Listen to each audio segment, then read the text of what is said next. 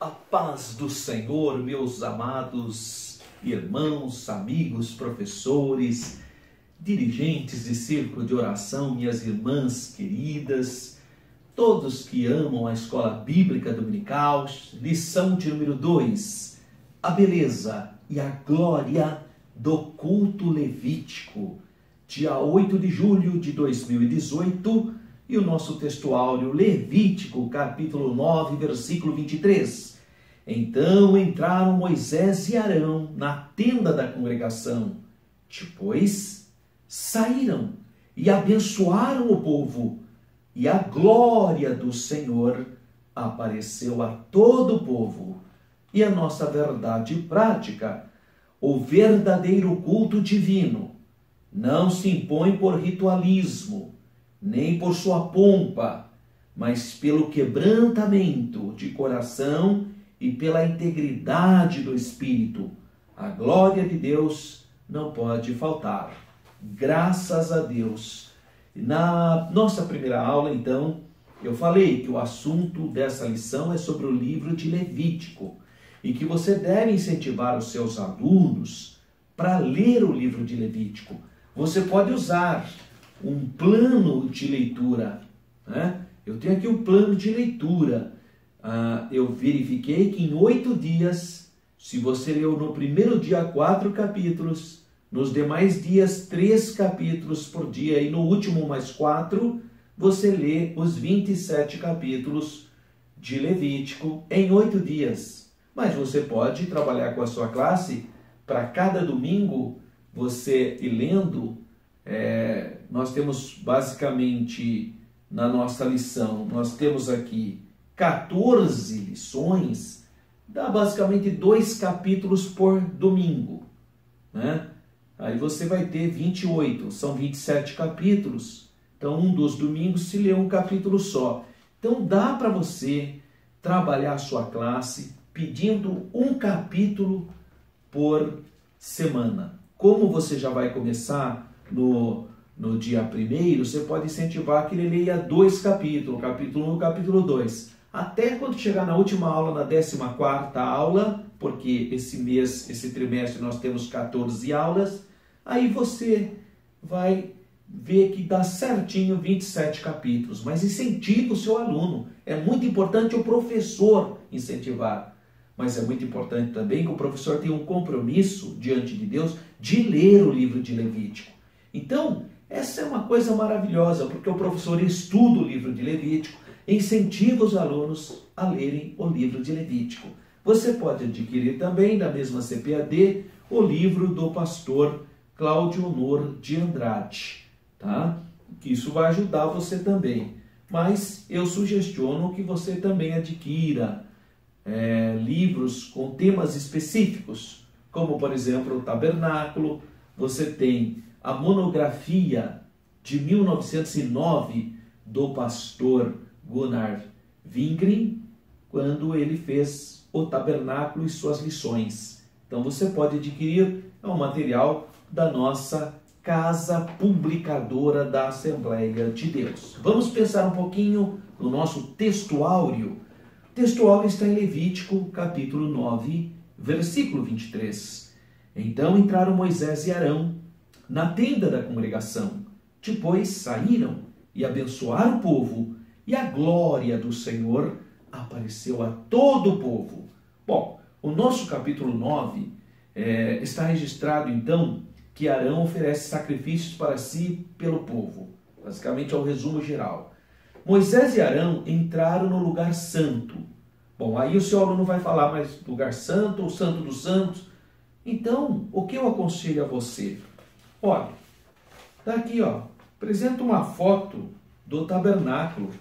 Tá? Você pode baixar a minha lição, entra no meu site www.professoralberto.com.br, baixe esse material para você, você pode ampliar, e aí o seu aluno vai começar a entender o que era o tabernáculo, o que é o local santo e o que é o local santo dos santos. Tá? Fica mais fácil. É importante o aluno enxergar e ver, para ele poder se localizar, entender o que você está falando. E aqui está dizendo que Moisés e Arão entraram no lugar santo. Ora, ele entrou no lugar santo, estou falando santo do santo, no local santo. E no local santo tinha o altar de incenso, onde eles ofereceram incenso ao Senhor. E também ministraram a segunda bênção de Deus para o povo. Então ali foi aberto o acesso do povo à presença de Deus, não é? E a glória do Senhor se manifestou poderosamente. Então na parte B do nosso textuário, capítulo 9, versículo 23, diz: e a glória do Senhor apareceu a todo o povo. Todos viram o Shekinah, a glória de Deus. Mas no versículo seguinte, que é o 24, diz assim: porque o fogo saiu de diante do Senhor e consumiu o holocausto e a gordura sobre o altar, o que vendo todo o povo jubilou e caiu sobre as suas faces. Então, é importante nós entendermos que a obra de Deus se faz não só com ritualismo, mas também com o sobrenatural de Deus. Porque tem igrejas que estão definhando, porque às vezes tem teologia, tem um bom ritual, mas falta o sobrenatural, falta poder de Deus, falta dons espirituais, falta batismo no Espírito Santo, falta revestimento de poder. Então, é uma igreja boa, tem uma boa palavra, tem um bom ritual, tem uma boa liturgia, mas não tem o sobrenatural, irmão. Olha o que diz aqui: após Arão e Moisés a fazerem a liturgia, o fogo de Deus se manifestou e o povo adorou a Deus na beleza da sua santidade. Graças a Deus. Então é um textuário maravilhoso, porque a gente consegue fazer paralelismo com o culto na atualidade. Esse é o objetivo, de ver as bases no livro de Levítico para a nossa realidade. A leitura bíblica, então, está em Levítico, capítulo 9, versículos 15 a 24. Nós temos aqui o objetivo específico: mostrar como era o culto no Antigo Testamento. 2. Elencar os elementos desse culto e explicar a finalidade desse culto. Então, retomando: mostrar como ele era, elencar os elementos dele e explicar as finalidades do culto. Levítico. Bom, aqui é uma interação que fala que na lição de hoje repetiremos a respeito do culto divino, porque a gente começou de alguma maneira falando sobre santidade na lição 1. O que é mais importante em um culto? É a pergunta que ele faz. O que é o mais importante do culto? É a liturgia? Aqueles que estão prestando serviço? O que realmente agrada o Senhor? Então são indagações que nós precisamos querer entender para poder oferecer a Deus um culto verdadeiro.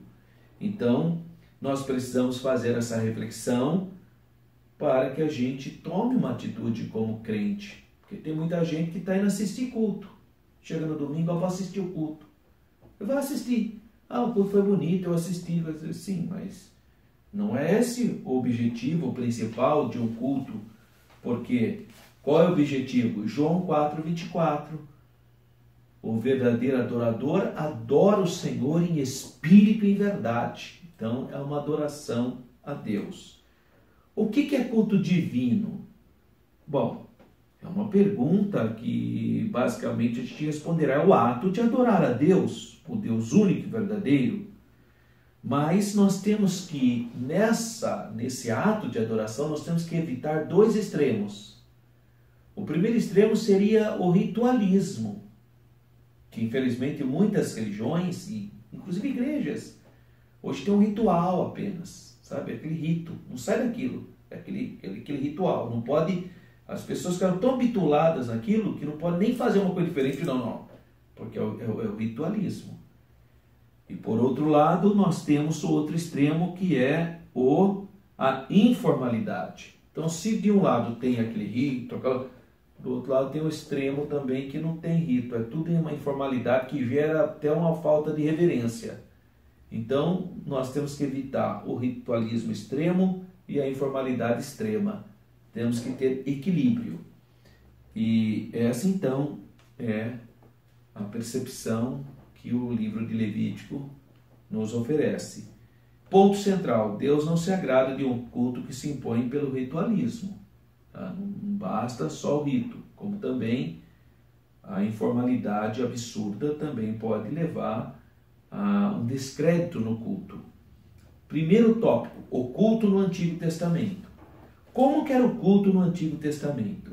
Considerando o período patriarcal de Abraão, Isaque e Jacó, depois o período de Moisés, depois no tempo de Davi, Salomão, até o cativeiro babilônico. Então vamos fazer uma rápida perspectiva histórica. Definição: bom, o culto divino então é um serviço amoroso, um serviço altruísta, um serviço de santidade, portanto, nesse sentido exclusivo, que nós então prestamos a Deus de todo o nosso coração. Como era isso na época patriarcal? Na época de Abraão, de Isaque e Jacó, eles construíam altares sem pedras polidas, pegavam pedras brutas e faziam então um altar de adoração, o altar primordial de Abraão. Você vê ele construindo em Siquém, e depois no próprio Monte Moriá, quando ele vai apresentar Isaque, o próprio Jacó com aquela pedra, ou mesmo o próprio Isaque fazendo também os monumentos, são pedras brutas. O próprio Jacó deitando uma pedra, ungindo com azeite, não podia polir a pedra para fazer um altar, tinha que ser pedras brutas. Isso é uma característica que se percebe no período patriarcal. Então não havia um templo, né? O templo era o mundo, né? Ele achava ali uma pedra, uma experiência que tinha com Deus, então uma teofania, como o caso de Abraão no Monte Moriá, né? Uma experiência com Deus, o que leva, o que gera então a construção de um altar. No período de Moisés, então Deus entregou ao povo a lei, orientando como devia fazer, devia construir então um tabernáculo. Então já muda, já não é mais aquele altar de pedra como no período patriarcal. Agora ele vai dar um modelo do tabernáculo, as ordens, os sacrifícios, as roupas, etc. E no tempo de Davi e Salomão? Bom, aí muda mais um pouquinho, não especificamente porque mudou o tabernáculo. Até a época de Davi era o tabernáculo mesmo, tá? Então cuidado, quando Davi fala que ele quer morar nos átrios do Senhor, do templo do Senhor, ele está se referindo ao tabernáculo, porque não havia ainda o templo de Salomão. Salomão, quando ele vai construir o templo, então tudo que eles faziam em relação ao tabernáculo, eles vão fazer o templo. O que é o templo? O templo é um tabernáculo de pedra. Toda a estrutura do templo é exatamente a mesma estrutura do tabernáculo, tá? Mas Davi, antes ainda da construção do templo, ele vai introduzir algo bonito, que é a questão dos louvores. O autor, e eu respeito demais o pastor Claudionor de Andrade, eu tenho um carinho enorme por ele, trata-se de um homem de Deus, um homem piedoso, mas aqui ele fez uma afirmação que eu humildemente queria discordar cordialmente dele. Por quê? Porque ele fala que a música não era utilizada no culto divino. Embora ele cita Miriam e cita também Débora, mas ele fala que isso eram manifestações espontâneas. Mas será? Será que eram mesmo manifestações espontâneas?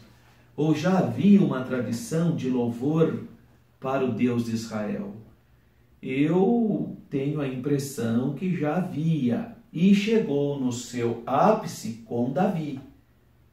Chegou na época de Davi, ele já compôs salmos, outros reis, e ficou a corais, aquela coisa maravilhosa, né? Os instrumentos de corda.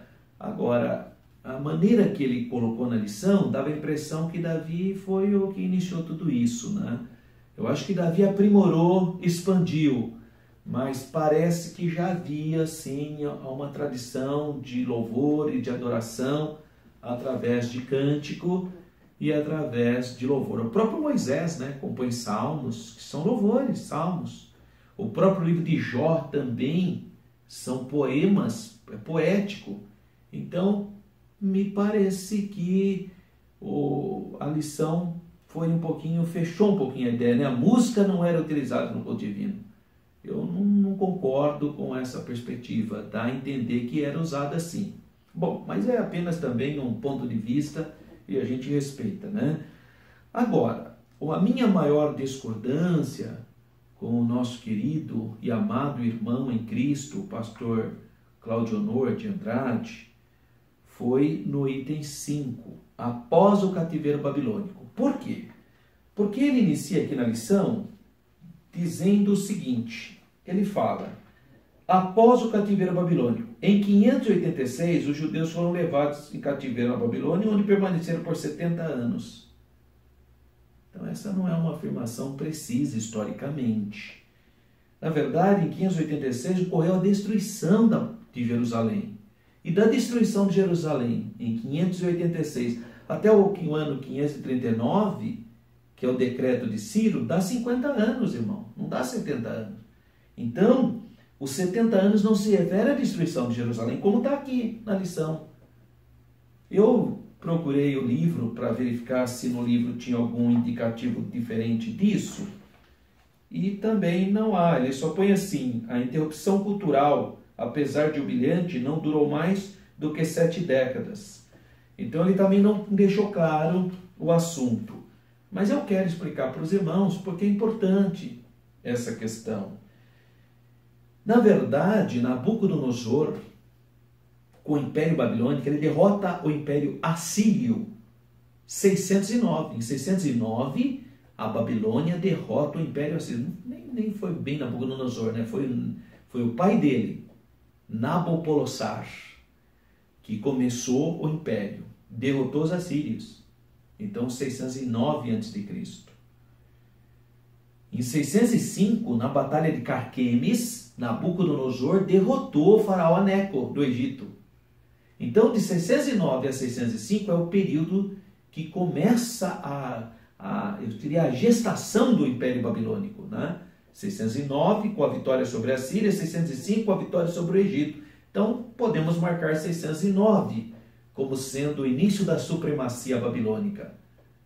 De 609 até 539, que é o decreto de Ciro, que está lá registrado em Esdras e Neemias, aí dá 70 anos. São 70 anos. 70 anos do quê? Da destruição de Jerusalém? Não.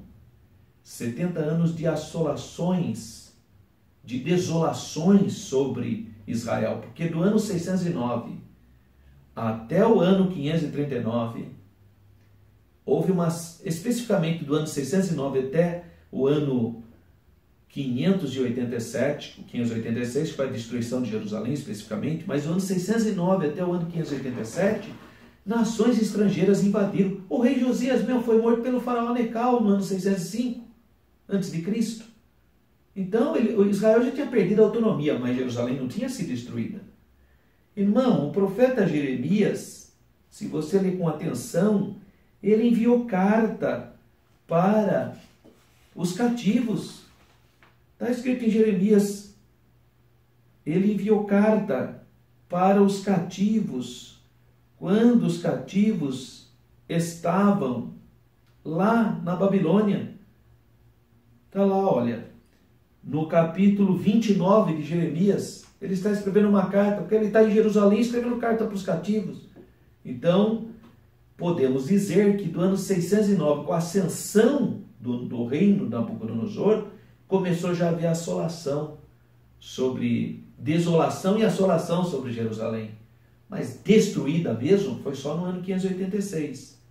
Agora, do ano 586 até o ano 539, com o decreto de Ciro, o primeiro chá do Irã, dá 50 anos. Então, primeira coisa, para você fazer contar de 70 anos, tem que ser então desde do ano 609 ou 605, quando foi levada a primeira... Bom, as desolações já começam no 609, mas a primeira turma de cativeiros, com Daniel, Ananias, Azarias e Misael, foi por volta do ano 606, 605, que Nabucodonosor levou a primeira turma. Ele não destruiu Jerusalém, mas já tinha tirado a autonomia de Jerusalém, substituiu o rei, colocou outro rei e levou cativo. Na verdade, Nabucodonosor, antes de destruir Jerusalém, ele levou 2 turmas de cativos, 605, 606, depois em 597, quando ele colocou o tio do último rei, o Zedequias, e em 586, 587 ele levou o resto, porque ele destruiu Jerusalém. Agora, a palavra profética do profeta Jeremias, que fala que haveria 70 anos, não são 70 anos apenas de cativeiro, são 70 anos de assolações, de desolações e de supremacia da Babilônia e de também assolações para outros povos. Então é uma profecia extremamente ampla, né? Pensa que a gente fala, 70 anos de cativeiro, não é só cativeiro. Pelo menos aí você encontra o cativeiro também das outras nações, de juízo sobre as outras nações, e 70 anos de supremacia. Como nós sabemos isso? Supremacia de Babilônia. Bom, se você ler os textos que falam sobre os 70 anos, eu vou citar aqui os textos, é 2 Crônicas, capítulo 36, 21. O que fala? 2 Crônicas, capítulo 36, 21, declara que iria cumprir a profecia de Jeremias, dos 70 anos de Jeremias, é só isso. Jeremias 25, 9 a 14, fala dos 70 anos de assolações, desolações sobre os judeus, sobre as nações vizinhas e de supremacia da Babilônia.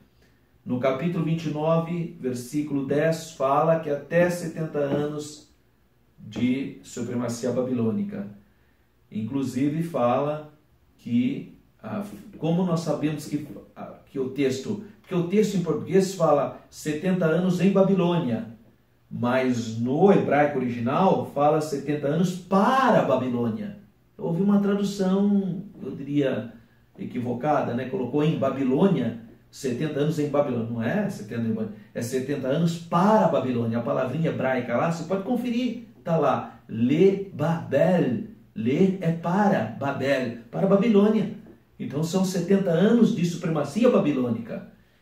E Daniel, capítulo 9, versículo 2, também se refere aos 70 anos de supremacia babilônica, que daria 70 anos de assolações, de desolações da Judéia.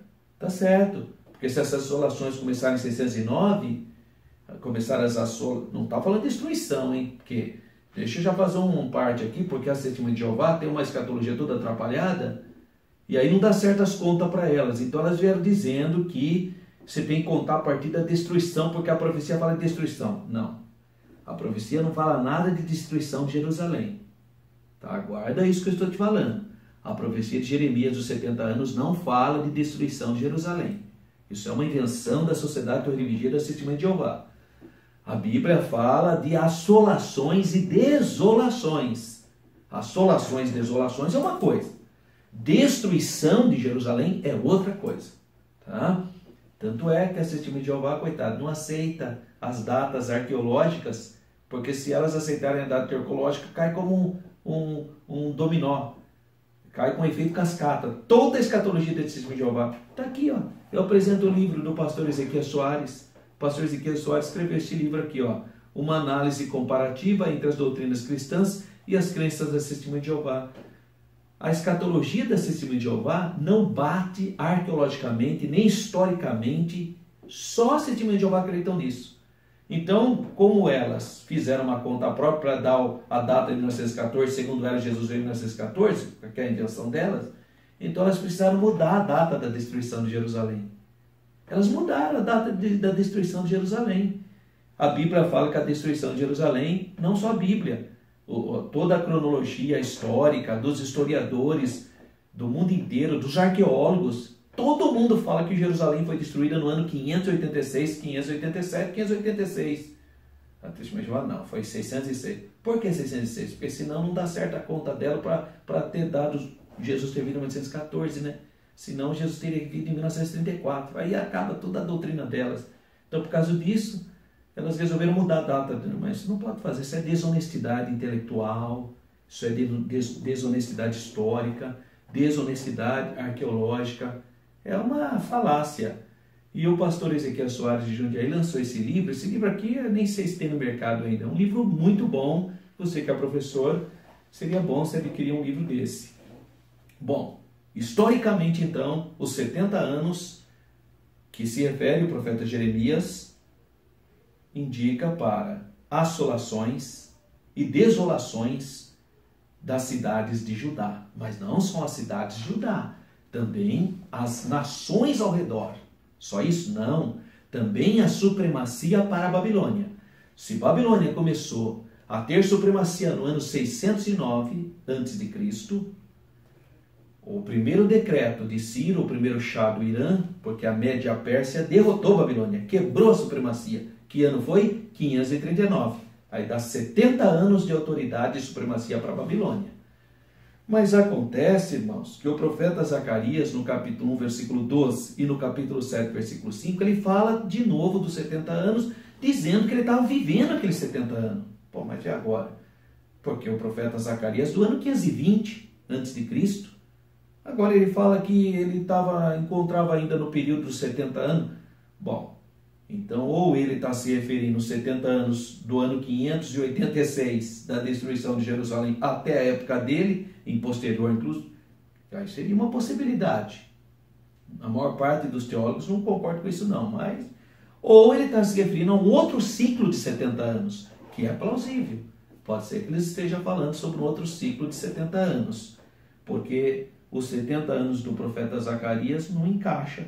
Quer ver o que ele fala? Vou ler para você entender o que eu estou dizendo. Os 70 anos que o profeta Jeremias falou já tinha acabado na perspectiva da palavra de Deus com o ano 539, com a declaração do fim do cativeiro. Quando foi a declaração do fim do cativeiro? 539. Mas as assolações ainda sobre Israel continuavam. Isso é fato. E o que diz o profeta Zacarias? O profeta Zacarias, aqui no capítulo 1, versículo 12, ele diz assim: Então o anjo do Senhor respondeu e disse: O Senhor dos exércitos, até quando não terás compaixão de Jerusalém e das cidades de Judá, contra as quais estivesse irado esses 70 anos? Esses 70 anos? Mas ele está no ano 520.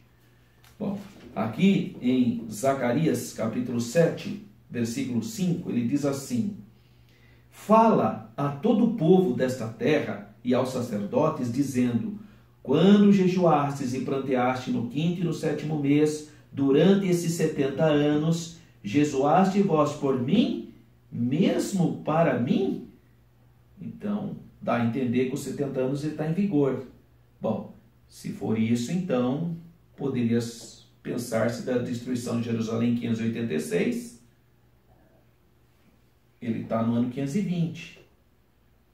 Então, 516, bom, é uma possibilidade. Ou é um outro ciclo? É bem provável ser um outro ciclo, porque os 70 anos que se refere o profeta Jeremias, eu vou ler para você. Olha aqui, Jeremias capítulo 25. Olha o que diz. Claro, você não vai explicar isso para a sua classe, para os seus alunos. Só que é para você que é professor. Você tem que entender. Agora, para o seu aluno, você vai ter que ter tempo para falar. Você vai falar das 70 anos de cativeiro, de assolações, de desolações, 70 anos para as nações e cativeiros, 70 anos de supremacia babilônica. Você precisa ter conhecimento histórico, geográfico, arqueológico. Então, não é tão fácil assim. Mas eu vou ler para você que você vai entender. Ó o capítulo de número, então, 25, a partir do versículo 9.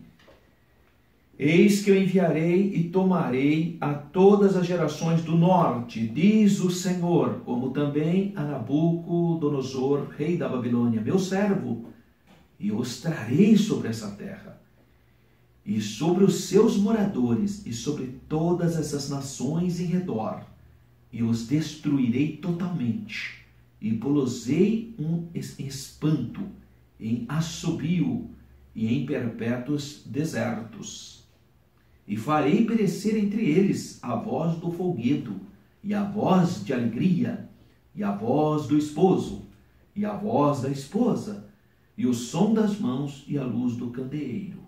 E toda essa terra virá ser um deserto e um espanto, e essas nações, olha, e estas nações servirão o rei da Babilônia 70 anos. Então não é só Não é só os cativeiros, não é só dos judeus, não, são essas nações. Que nações? Todas as nações do corredor sírio-palestino. Síria, Amon, Moabe, Edomeia, filisteus, fenícios, judeus, todos. Israel, no Reino do Norte, que já nem tinha mais, mas as nações que estavam morando lá, samaritanos, arábios e também o Reino de Judá. Olha o versículo de número 12 agora. Presta atenção, porque eu vou até o 14. Acontecerá, porém, que quando se cumprirem 70 anos, visitarei o rei da Babilônia.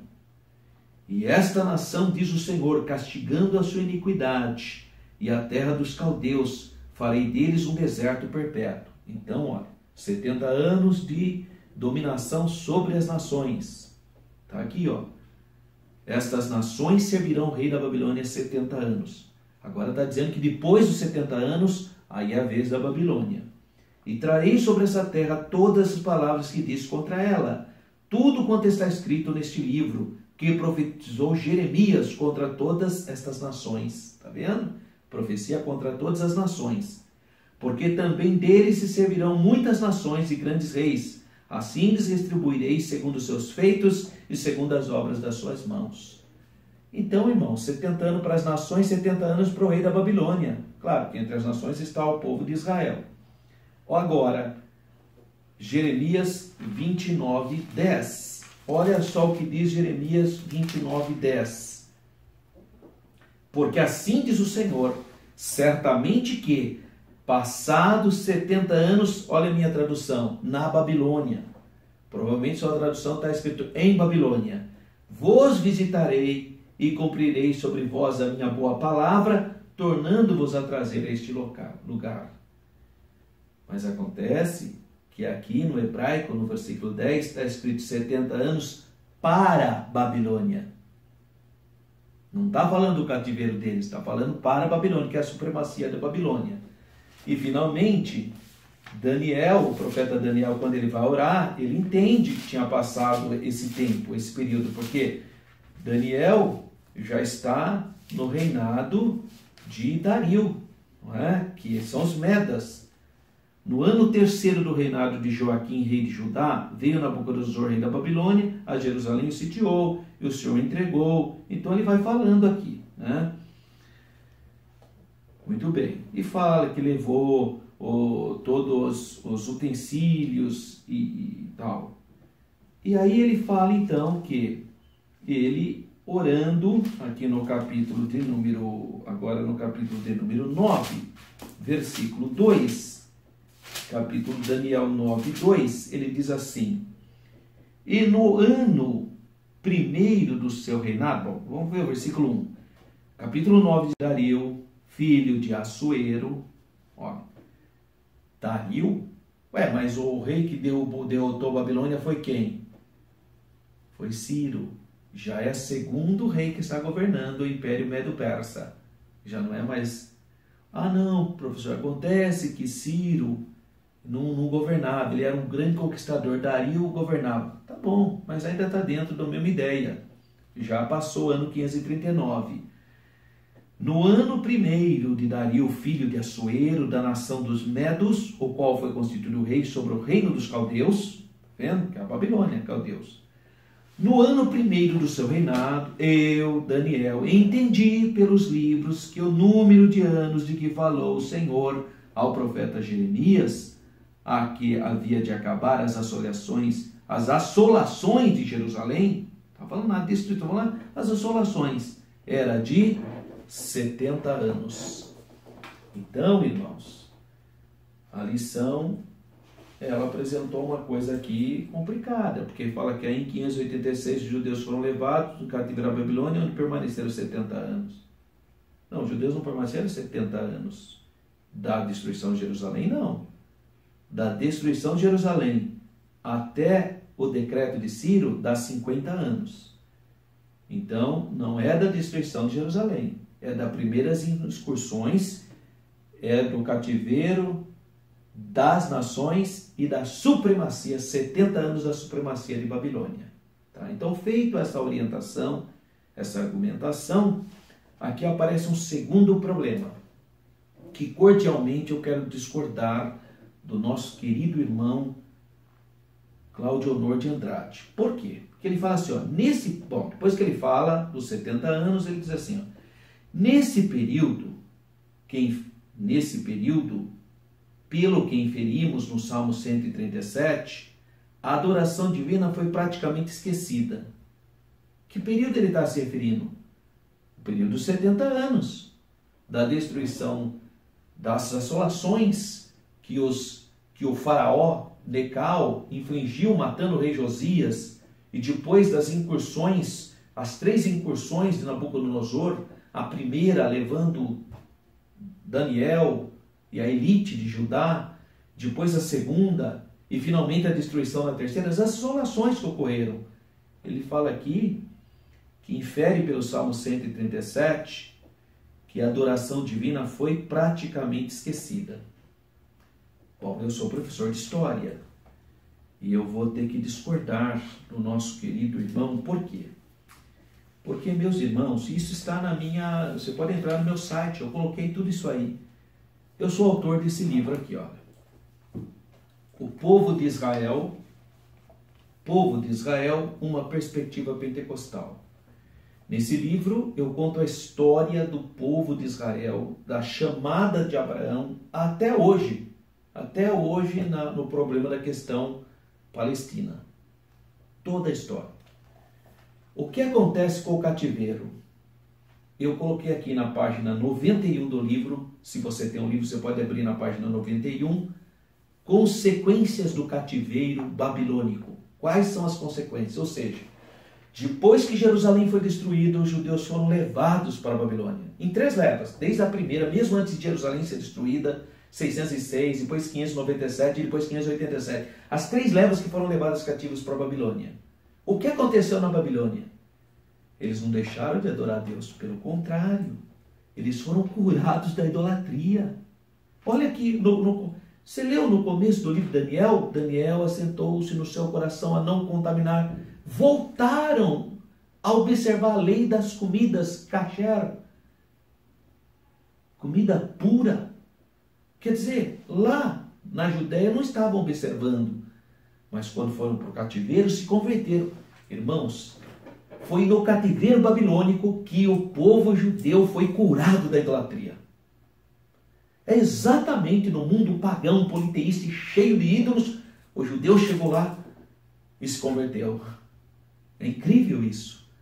Se você ler o Novo Testamento, o Senhor Jesus repreende os fariseus, os saduceus, pelo ritualismo, culto morto, hipocrisia, mas não por idolatria, porque eles tinham sido curados da idolatria.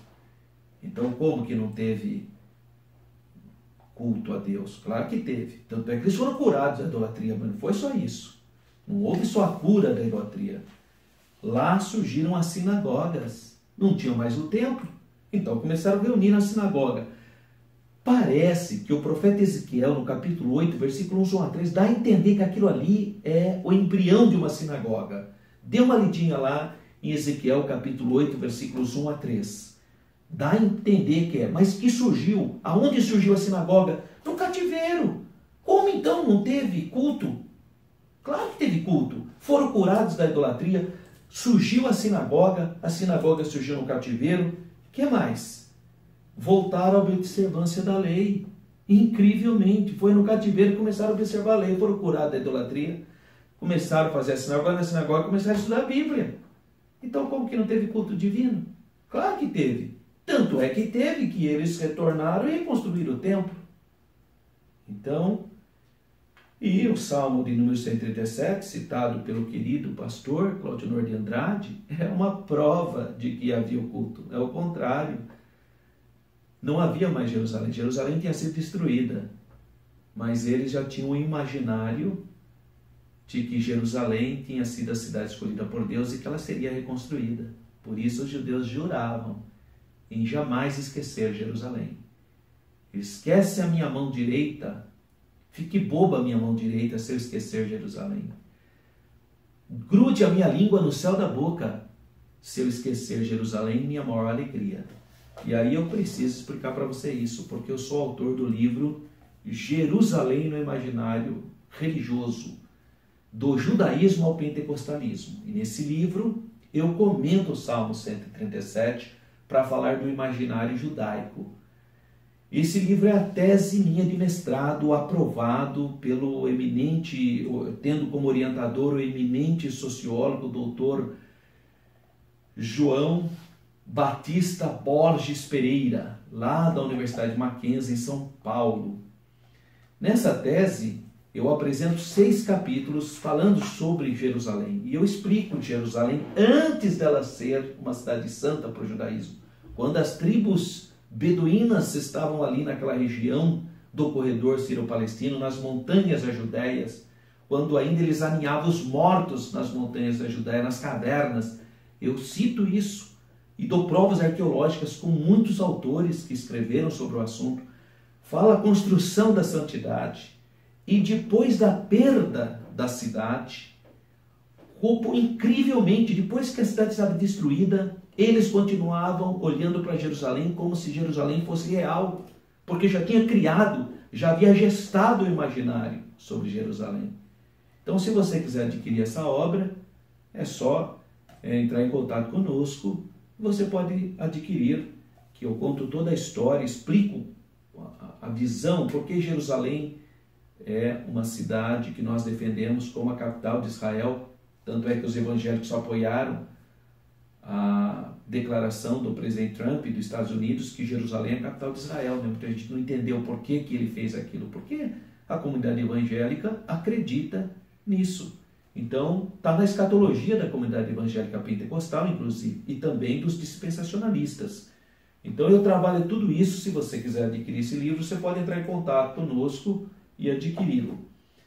E é por esses motivos que eu discordo cordialmente do nosso querido professor Cláudio Honor de Andrade, nesse tópico de número 5 apenas. Nesse tópico de número 5, eu tenho uma leitura histórica diferente do nosso querido irmão, mas eu reconheço que a lição é maravilhosa. Não é porque tem um tópico que houve, na minha percepção de historiador, alguns equívocos, que a obra não vale. Vale muito. Isso aqui você tira, é como comer um peixe, né? Tira o espinho e continua comendo o peixe, porque o peixe é bom. E o pastor Cláudio Honor está de parabéns pelo trabalho.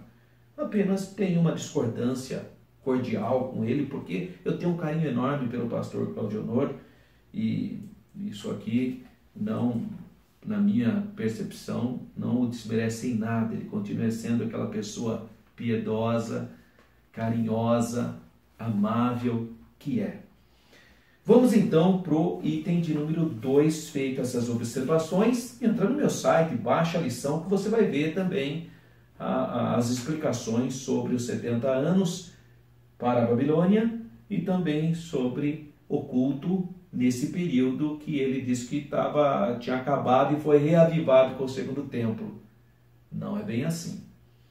Mas você pode entrar www.professoralberto.com.br. Há um subsídio e vai falar sobre culto. Vem de cultus, do latim, né? Você pode, então, ler. 2.